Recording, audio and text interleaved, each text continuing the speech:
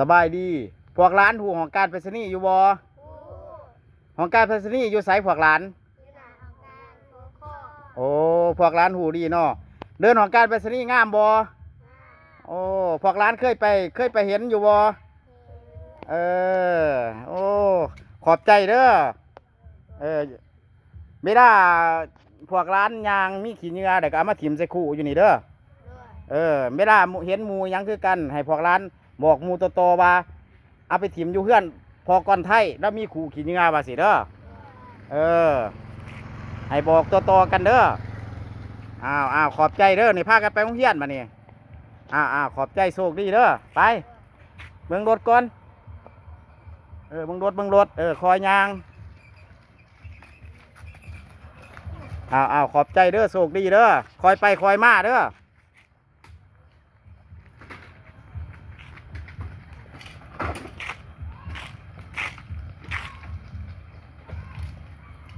นี่เพิ่นไปโรงเรียนเด้อเส้นนี้คือเส้นโรงเรียนเด้อทุกท่านมาหอดจุดนี้ให้ทุกท่านคอยพรรถเนาะความไว้เนาะเพราะว่าตัวนี้มันเป็นหอมโรงเรียนทุกคนต้องมีสติเนาะ